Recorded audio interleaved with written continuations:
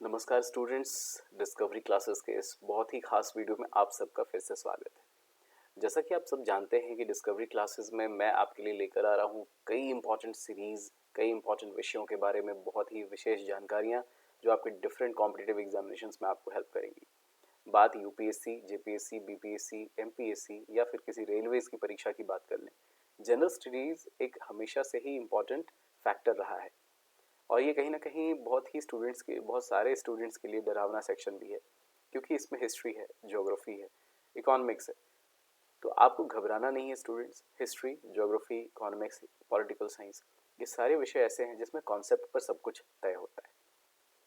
मैं personal experiences से आपको ये कह सकता हूँ कि हिस्ट्री में बहुत सारे ऐसे सेगमेंट्स हैं जो अछूते हैं। बहुत सारे जगहों पे हमें सिर्फ उसके बहुत ही छोटे छोटे नोट्स प्राप्त होते हैं, हमें कोई डिटेल में समझाता नहीं। और ये डिटेल में नहीं समझाने के कारण ही कहीं ना कहीं बहुत सारे स्टूडेंट्स इन परीक्षाओं में या तो फेल हो जाते हैं या तो फॉर्म भरने के इच्छुक नहीं होते। तो मैं आपके लिए कहीं ना कहीं कोशिश करूँगा कि आप अपनी परीक्षाओं में पास हो जाएं, फॉर्म भरने की हिम्मत जुटा पाएँ और ये सारे जो विषय हैं इस पर आपको बहुत ही अच्छा कॉन्सेप्ट मिल पाए डिस्कवरी क्लासेस के माध्यम से। तो आज हिस्ट्री के अगले वीडियो में जो मैं आपके लिए लेकर आया हूँ वो है ब्राह्मण साहित्य। तो स्टूडेंट्स, ब्राह्मण साहित्य जो है ना, वो हमेशा से ही एक बहुत ही इंटरेस्टिंग टॉपिक रहा है और साथ ही साथ इसमें बहुत ज़्यादा डिटेल्ड हमें नॉलेज या इन्फॉर्मेशन कई जगहों से नहीं प्राप्त हो पाते हैं। ठीक है, तो इस वीडियो के माध्यम से आप बहुत ही कम समय में सीख पाएंगे और मैं इस वीडियो को बहुत लंबा भी नहीं करने जा रहा हूँ, क्योंकि मैं चाहता हूँ कि आप इस वीडियो के माध्यम से ज़्यादा से ज़्यादा लाभ उठा पाएँ, कॉन्सेप्ट गेन कर पाएँ, ताकि अपने डिफरेंट डिफरेंट वीडियोज़ में डिफरेंट छोटे छोटे से टॉपिक्स को लेकर के मैं आऊँ और आपका कॉन्सेप्ट क्लियर हो जाए। तो मकसद ये है हमारा, और हमारा मकसद एक ही है, सिर्फ हमें सफलता प्राप्त करनी है। तो चलिए ब्राह्मण साहित्य शुरू करते हैं आज के इस वीडियो को और देखते हैं कि क्या है ब्राह्मण साहित्य। सबसे पहले स्टूडेंट्स मैं आपको समझा दूं कि सबसे पहले आज के इस वीडियो में हम समझने जा रहे हैं वेदों के बारे में। जी हाँ, हम सब जानते हैं कि वेद क्या होते हैं, लेकिन फिर भी मैं आपको थोड़ा व्यापक रूप से समझा दूं। ब्राह्मण साहित्य में सबसे प्राचीन ग्रंथ जो है वो ऋग्वेद है। ठीक है, और वेदों के माध्यम से हमें आर्यों के धार्मिक, सामाजिक, आर्थिक तथा राजनैतिक जीवन का आयाम पता चलता है।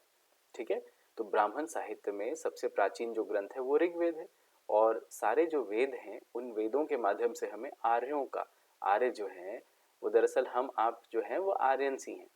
ठीक है, क्योंकि ऐसा भी माना जाता है कि मिड ईस्ट से आर्यों का आगमन भारत में हुआ था। ठीक है, ऐसा माना जाता है। तो आर्य जो है, इसलिए आर्य समाज है ना, भगवान राम को भी आर्य कहा जाता था। अगर आपने रामायण देखा होगा, ठीक है, तो उसमें भी आर्य शब्द से संबोधित किया जाता था। तो आर्यों के धार्मिक, सामाजिक, आर्थिक तथा राजनीतिक जीवन पर प्रकाश पड़ता है वेदों के माध्यम से।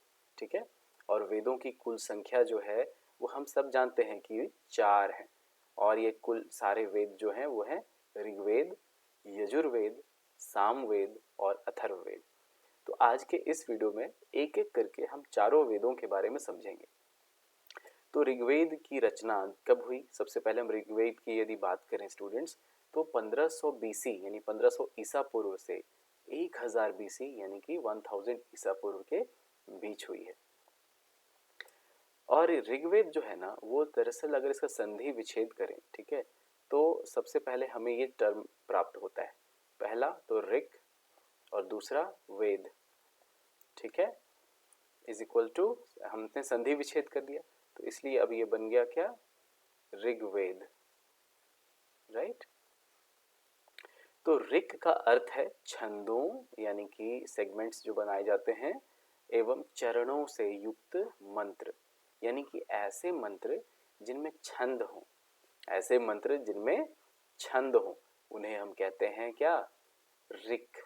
ठीक है, तो ऋग का अर्थ है छंदों एवं चरणों से युक्त मंत्र।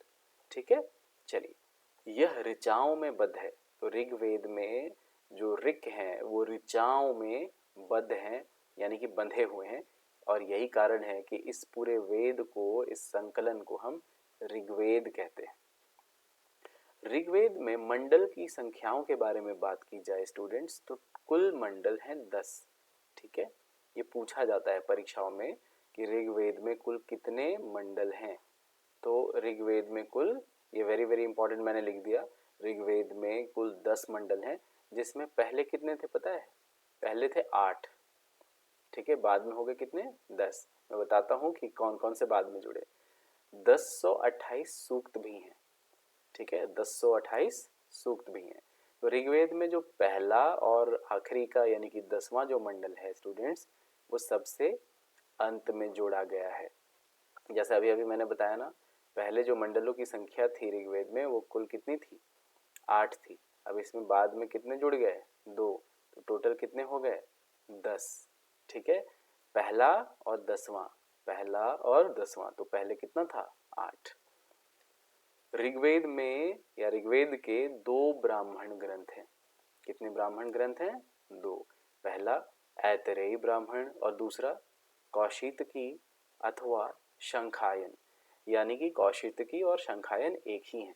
तो ऐतरेयी ब्राह्मण और दूसरा या तो आप कौशितकी ब्राह्मण कह लें या तो आप शंखायन ब्राह्मण कह लें। अब बढ़ते हैं आगे। अब देखते हैं हम दूसरे वेद के बारे में, जिसका नाम है, हम सब जानते हैं, यजुर्वेद। तो स्टूडेंट्स, यजुर्वेद में जो यजु शब्द है, इसका शाब्दिक अर्थ होता है यज्ञ, ठीक है। यज्ञ से तो हम सब वाकिफ हैं। इसमें यज्ञों के नियमों का संकलन है, ठीक है। यजुर्वेद में यज्ञों के नियमों का संकलन प्राप्त होता है, यानी कंपाइलेशन प्राप्त होता है।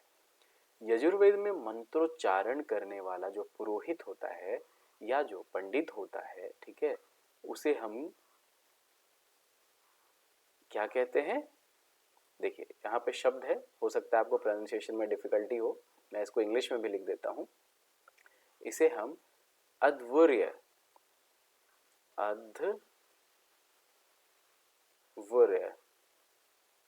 कहते हैं, ठीक है। अध्वर्य कहलाता है, ठीक है।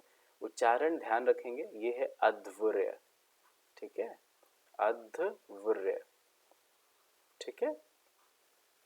तो यजुर्वेद में जो पुरोहित या जो पंडित मंत्रोच्चारण करता है, उसे हम अध्वर्य या उस यजुर्वेद के अनुसार अध्वर्य कहते हैं। और यजुर्वेद के कुल कितने भाग हैं, अगर आपसे कोई पूछे तो आप क्या बताएंगे? जी हाँ, यजुर्वेद के 2 भाग हैं, पहला शुक्ल और दूसरा कृष्ण। जैसे कि फुल मून की तरफ जब आगे बढ़ते हैं तो हम देखते हैं waxing of the moon, वेनिंग of the moon, तो उसी प्रकार से शुक्ल पक्ष और कृष्ण पक्ष, ठीक है। तो उसी प्रकार से यजुर्वेद के भी 2 भाग हैं, जिनका नाम है शुक्ल और कृष्ण। शुक्ल यजुर्वेद को वाजसनेयी संहिता के नाम से भी जाना जाता है, यानी कि यही शुक्ल जो यजुर्वेद है उसे हम एक और नाम से जानते हैं और उसका नाम है वाजसनेयी संहिता, ठीक है, शुक्ल यजुर्वेद को। यजुर्वेद गद्य एवं पद्य दोनों में लिखा है, यानी ये भी बहुत इंपॉर्टेंट पॉइंटर है स्टूडेंट्स। यजुर्वेद गद्य एवं पद्य यानी कि प्रोज और पोइट्री, प्रोज प्लस पोइट्री दोनों फॉर्मेट में मिल जाएगा आपको, ठीक है, दोनों फॉर्म में लिखा गया है। इसमें गद्य और पद्य दोनों का समागम है।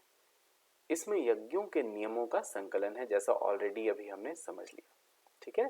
अब बढ़ते हैं तीसरे वेद की तरफ, जो कि है सामवेद। और सामवेद में साम का अर्थ है गान, यानी कि गीत, लेकिन ये साधारण रूप से गीत नहीं है। क्या है? इसमें यज्ञों के अवसर पर गाए जाने वाले मंत्रों का संग्रह है। जी हाँ, मंत्रों का संग्रह है, इसलिए इसे भारतीय संगीत का मूल कहा जाता है, यानी root of the Indian music. Samaveda में मुख्यतः सूर्य की स्तुति के मंत्र मिलते हैं, ठीक है, यानी कि जो सूरज की उपासना होती है तो वो मंत्र हमें सामवेद में मिलते हैं। सामवेद के प्रमुख उपनिषद छंदोग्य एवं जैमिनीय हैं। ये उपनिषदों के नाम हैं जो संबंधित है सामवेद से, ठीक है। चलिए अब आखिरी वेद की बात करें, अथर्ववेद। जी हाँ, अथर्ववेद की जो रचना हुई है स्टूडेंट्स, वो सबसे अंत में हुई है, ठीक है। इसमें कुल 731 सूक्त हैं, 20 अध्याय हैं तथा 6000 मंत्र हैं। आप सोच सकते हैं कि हमारे पूर्वजों में किस लेवल की कैपेसिटी थी, बिना किसी एआई, बिना किसी टेक्नोलॉजी, वो टेक्नोलॉजी ही अलग थी। अथर्ववेद में एक राजा थे परीक्षित, ठीक है, परीक्षित एक राजा का नाम है, राइट। उन्हें कुरुओं का राजा कहा गया है, कुरुओं का राजा, कुरुक्षेत्र है तो कुरुक्षेत्र के राजा परीक्षित थे, ऐसा अथर्ववेद में कहा गया है। इसमें ब्रह्म ज्ञान यानी कि अथर्ववेद में ब्रह्म ज्ञान, धर्म, औषधि प्रयोग, रोग निवारण, जादू टोना, इन सब चीज़ों का वर्णन मिलता है। तो अथर्ववेद में इन सब चीज़ों का कंपाइलेशन है, वर्णन है, जिक्र है। अथर्ववेद का एकमात्र ब्राह्मण ग्रंथ है, और ये बहुत इंपॉर्टेंट है, बहुत बार एग्जाम में पूछा गया है, स्टूडेंट्स याद रखिएगा, गोपथ, ठीक है। अथर्ववेद का एकमात्र ब्राह्मण ग्रंथ कौन सा है, तो गोपथ है। तो आपको इसको लिख लेना है वेरी वेरी इंपॉर्टेंट के श्रेणी में या कैटेगरी में, ठीक। अथर्ववेद का एकमात्र ब्राह्मण ग्रंथ गोपथ है, ठीक है। तो स्टूडेंट्स, ब्राह्मण ग्रंथों के बारे में अगले वीडियो में हम बहुत ज़्यादा चर्चा करने वाले हैं, क्योंकि अब आज मैंने आपको वेदों के बारे में समझाया है। जो नेक्स्ट वीडियो हमारा है वो डेडिकेटेड है ब्राह्मण ग्रंथों के लिए, ठीक है। और उसमें मैं आपको बहुत ज़्यादा डिटेल में, बहुत ज़्यादा विस्तार में, बहुत ज़्यादा इंपॉर्टेंट पॉइंटर्स के रूप में कुछ खास बातें समझाऊंगा, जो आपके किसी भी एग्जामिनेशन में आपको हेल्प करेगा, इवन कि यूपीएससी में भी, ठीक है। तो चलिए बने रहिए डिस्कवरी क्लासेस के साथ। डिस्कवरी क्लासेस स्पेशल्स में हम आपके लिए बहुत खास वीडियोस लेकर आ रहे हैं। प्लीज़ चैनल को सपोर्ट कीजिएगा। अगर आपने हमारे चैनल को अब तक सब्सक्राइब नहीं किया तो प्लीज़ सब्सक्राइब कर लीजिएगा, दोस्तों के साथ शेयर कीजिएगा, वीडियो पसंद आया हो तो लाइक बटन ज़रूर हिट कीजिएगा। मिलते हैं नेक्स्ट वीडियो में, तब तक के लिए धन्यवाद।